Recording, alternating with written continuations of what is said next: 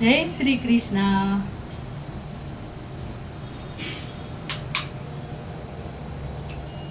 आज आपण कानाला भोग लावलेला आहे, नैवेद्य दाखवलेला आहे. पंचपक्वान्नाचा पुरणपोळी, कुरडई पापड, आंब्याचा रस, मुगाचे भजे, कटाची आमटी आणि भात असा हा आपला नैवेद्याचा ताट आहे. आपण आता कानाला म्हणूया, काना जेवण करा आणि श्लोक म्हणूया. यज्ञशिष्टाशिनः सन्तो मुच्यन्ते सर्वकिल्बिषि पुञ्जते ते दुःखं पापा ये पचन्त्यात्मकारणात् यत्करोषि यदश्नासि यज्जुहोषि ददासि यत्तपस्यसि कौन्तेय तत्कुरुष्व मदर्पणम्. अहं वैश्वानरो भूत्वा प्राणिनां देहमाश्रिता प्राणापानसमायुक्त पचाम्यन्नं चतुर्विधम्.